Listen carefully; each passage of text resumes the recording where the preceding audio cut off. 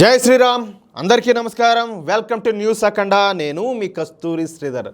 మిత్రులారా, 40 మంది పాకిస్తాన్ సైనికులు, ఎంతమంది? 40 మంది ఖతం అయిపోయినారు. న్యూస్ మాత్రం అదిరిపోతుంది. ఏ మాత్రం కూడా మిస్ కాకుండా ప్రతి ఒక్కరు కూడా జాగ్రత్తగా చూడాలని చెప్పేసి మిమ్మల్ని అందరినీ కూడా కోరుకుంటున్నా. ప్రస్తుతం పాకిస్తాన్కు అన్ని వైపులా మోత మోగిపోతుందట్టే. పాకిస్తాన్కు తూర్పున ఉన్నటువంటి ఎల్ఓసి వద్ద భారత బలగాలు వీర విహారం చేస్తూ ఉంటే, పాకిస్తాన్కు పశ్చిమం వైపున ఉన్నటువంటి తెహ్రీక్ తాలిబాన్లో పాకిస్తాన్ ఆర్మీని చాగొట్టి పారేస్తారట్టే. ఇకపోతే పాకిస్తాన్కు దక్షిణ వైపున ఉన్నటువంటి బెలూచిస్తాన్ రెబల్స్ పాకిస్తాన్ ఆర్మీతో ఒక ఆట ఆడుకుంటున్నారు. 3 వైపుల నుంచి ముప్పేట జరుగుతున్నటువంటి దాడులలో ప్రస్తుతం ఈ పాకిస్తాను అప్పడంలా నలిగిపోతాం. ఈ విషయానికి వస్తే బెలూచిస్తాన్లో అనేక బంగారపు గనులు ఉన్నాయి. ఇదేంయా, వాళ్ళ దేశంలో బంగారపు గనులు ఉంటే మళ్ళీ వాళ్ళు ఎందుకు కూటికి లేక చేస్తారని చెప్పి మీరు అనుకోవచ్చు. ఆ నిల్వలు అనేది ఇప్పుడు బంగారం అనేది కూడా అంటే తక్కువ మోతాదు ఎక్కువ మోతాదు అనేవి ఉంటాయి కదా, వస్తాయా? ఏదో లేదనకుండా ఉండొచ్చు అన్నమాట. అంత ఉంటే వాళ్ళు మళ్ళీ బతకిస్తారా? అది కదా ఆడ విషయమా. అయితే వాటిలో పనిచేసేది మాత్రం పాకిస్తాన్లో ఉన్నటువంటి పంజాబ్ ప్రజలే. ఈ బంగారపు గనుల నుంచి బంగారాన్ని వెలికితీసి దానిని పాకిస్తాన్ పంజాబ్ రాష్ట్రానికి తరలిస్తూ ఉంటారు. చూడండి, అది ఉండేది ఆడ బెలూచిస్తాన్లో. పనిచేసేది ఎవరు? ఈ పంజాబ్ రాష్ట్రానికి సంబంధించిన వాళ్ళు. మన దేశంలో పంజాబ్ కాదు, పంజాబ్లో కూడా ఒక పంజాబ్ ఉన్నది. దాన్ని తరలించేది ఎక్కడికి? ఆ పంజాబ్ రాష్ట్రానికి. ఇంక వాళ్ళ మండదా. గత కొన్ని దశాబ్దాల నుంచి ఈ వరుస అయితే జరుగుతూనే ఉండాలి. అందుకే ఈ బెలూచి రెబల్స్ రగిలిపోతున్నారు కోపంతో. ఇంక రగిలిపోరా, వాళ్ళ పొట్ట కొడతా ఉంటే. ఇక ఈ బెలూచి రెబల్స్కు అవకాశం అయితే వచ్చింది, గోల్డెన్ ఛాన్స్. ఇప్పుడు మన ఎల్ఓసి వద్ద తీవ్రమైనటువంటి ఉద్రిక్త పరిస్థితులు ఏర్పడిన సంగతి మీకు కూడా తెలిసిందే. ఇక ఎప్పుడైనా సరే భారత్ ఇక్కడ మిలిటరీ ఆపరేషన్లు నిర్వహించే అవకాశం ఉండాలి. ఈసారి తీవ్ర స్థాయిలో ఈ దాడులు అయితే ఉండనున్నాయి. అందుకే పాకిస్తాను తన సైనికులలో ఎక్కువ శాతం మందిని ఈ ఎల్ఓసి వద్దకు తరలిస్తుంది. పెద్ద ఎత్తున ఈ పాకిస్తాను యుద్ధ సన్నాహాలు చేస్తుంది. ఏది మన మీద గెలిచేద్దామని కాదులే, కనీసం కొంతమందినన్నా బతికించుకుందామని కదా. వాళ్ళ ఏది ఈ తీవ్రవాద ముండాకుడుకులు అంతా ఉన్నారు కదా, తీవ్రవాద స్థావరాల్లో తీవ్రవాదులంతా కూడా కొంతమందినన్నా బతికించుకుంటే రేపు ఏదైనా మళ్ళీ వచ్చి ఏదైనా గెలుగుదాం అనుకుంటూ ఉంటారు. కానీ నరేంద్ర మోడీ గారు ఈసారి ఆ ఛాన్స్ ఇటుగా, ఎందుకంటే అందరినీ కూడా వరుస పెడతాడు. అది కథ. అది ఆ మాత్రం వాళ్ళు తెలుసుకోవాలి. అయితే ప్రస్తుతం ఎల్ఓసి వద్ద తీవ్రమైనటువంటి ఈ ఉద్రిక్త పరిస్థితులు నెలకొన్నాయి. ఈ క్రమంలోనే బెలూచిస్తాన్ నుంచి కూడా తమ సైనికులను ఈ పాకిస్తాను ఈ ఎల్ఓసి వద్దకు తరలిస్తుంది. అలాగే ఈ బెలూచిస్తాన్లోని ఈ బంగారం గనుల వద్ద కాపలాగాస్తున్నటువంటి సైనికులను కూడా ఈ పాకిస్తాను ఎల్ఓసి వద్దకు తరలిస్తుంది. సరిగ్గా ఈ అవకాశం కోసమే ఈ బెలూచి రెబల్స్ ఎదురు చూస్తూ ఉన్నారు.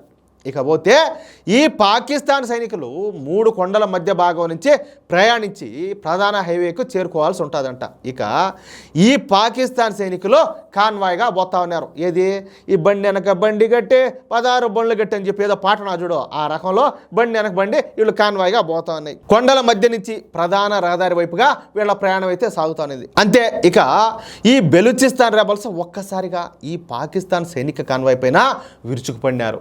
రాకెట్లు, బాంబులు, గ్రైనేళ్లతో ఈ పాకిస్తాన్ ఆర్మీ కాన్వాయ్ మీద బీభత్సం సృష్టించారు. కొండలకు ఇరువైపుల నుంచి దాడులు మొదలుపెట్టారు. దీంతో భయపడిపోయినటువంటి ఈ పాకిస్తాన్ సైనికులు పారిపోవడానికి ప్రయత్నం చేశారంట. వీళ్ళ బతుకంతా అంతే, పారిపోయేదే పని వీళ్ళకు. ఇక అప్పరంగా ఈ పాకిస్తాన్ సైనికులు దొరకడంతో దొరికిన పాకిస్తాన్ సైనికులను దొరికినట్టు ఒక్కొక్కరిని ఏరిపారేశారు, అంటే కాల్చి పారేశారు. ఎక్కడా కూడా పాకిస్తాన్ సైనికులకు ఏ మాత్రం చిన్న అవకాశం కూడా ఇవ్వకుండా ఈ పాకిస్తాన్ సైనిక కాన్వాయ్ను దుమ్ము దులి పారేశారు. ఈ దాడిలో కనీసం 40 మంది మరణించారనేసి ఈ బెలూచిస్తాన్ రెబల్స్ అయితే పేర్కొన్నారు. ఈ మరణాల సంఖ్య మరింత పెరిగే అవకాశం కూడా ఉండదంట. దీంతో ఇప్పుడు పాకిస్తాన్ ఆర్మీ అయోమయంలో పడిపోయింది. ఎందుకంటే మన ఎల్ఓసి వద్ద భారత బలగాలు పాకిస్తాన్ ఆర్మీను అసలు నిద్రపోనివ్వడంలే. ప్రతిరోజు కూడా దీపావళి కానీ మాత అయితే మోగిపోతుంది అంటే డామ్ డీమ్ డూమ్ డూమ్ అనేసి పాకిస్తాన్ సైనికులు తాట తీస్తారు మనోళ్ళు. భారత్ జరుపుతున్నటువంటి ఈ కాల్పులలో పెద్ద సంఖ్యలో పాకిస్తాన్ సైనికులు మరణిస్తూ ఉన్నట్టు తెలుస్తుంది. అయితే మనకు వాస్తవంగా చెప్పాలంటే సరైన సమాచారం దొరకడం లే, వాస్తవంగా చెప్తున్నా. ఎందుకంటే తమ సైనికులు చనిపోయినారని చెప్తే ఈ పాకిస్తాన్ పరువు పోతుంది కాబట్టి ఈ పాకిస్తాన్ చెప్పదు. ఇలా బతుకు పోరాడే తత్వం లేకపోయినా కూడా బిల్డప్కి మాత్రం తక్కువలే కదా, కాబట్టి వాళ్ళు చెప్పుకోరు. ఇకపోతే మనకు ఈ హ్యూమన్ రైట్స్, ఈ ఐక్యరాజ్య సమితి చాలా ఉన్నాయి కదా, కాబట్టి వాటి నుంచి సమస్యలు వస్తాయి. కాబట్టి భారత్ కూడా చెప్పదు. కానీ మనకు అనధికారికంగా అందుతున్నటువంటి సమాచారం ప్రకారం ఈ ఎల్ఓసి వద్ద గత 5 రోజులుగా జరుగుతున్నటువంటి కాల్పులలో కనీసం 200 మందికి పైగా ఈ పాకిస్తాన్ సైనికులు చనిపోయినట్టు తెలుస్తుంది. మొత్తానికి ఈ పాకిస్తాన్ సైనికులకు మాత్రం అన్ని వైపుల నుంచి మోతం మోగిపోతుంది. ఉగ్రవాదం కావాలి మీకా? ఉగ్రవాదమా? సరేలే, తీసుకుందరులే, బాగా రిటర్న్ గిఫ్ట్ ఉంటుంది, భద్రంగా రెడీగా ఉన్నాడు. ఎవరికి ఏ టైంలో అందాలో ఆ టైంలో అందుతుంది. లేకపోతే తమాషా అంటారు ఒక్కొక్కడికి వెళ్ళాను. ఇక్కడ ఇంకొక విషయం, నేను కొన్ని చూసిన, ఇప్పుడు పాకిస్తాన్ మీద యుద్ధం చేయాలని చెప్పి మీరు కోరుకుంటున్నారని చెప్పేసి పోల్ కానీ ఒకటి పెడితే దాంట్లో లేదు మేము కోరుకోవడం లేదనే వాళ్ళు కూడా దాదాపు 5% లోపల ఉన్నారు. అంటే 5% లోపు ఈ దేశంలో ఈ దేశ వ్యతిరేక శక్తులు, ఉగ్రవాద ముండా కొడుకులు, వాళ్ళ సంకర జాతి వాళ్ళు ఇక్కడ చాలా మంది ఉన్నారని చెప్పేసి దానికి అర్థం అనమాట. ఇంతకు నేను ఎక్కువ మాట్లాడకూడదని చెప్పి మాట్లాడడంలే, వాళ్ళదేమన్నా తింటున్నారేమరా స్వామి? వాళ్ళదేమన్నా తింటున్నారు మీరా?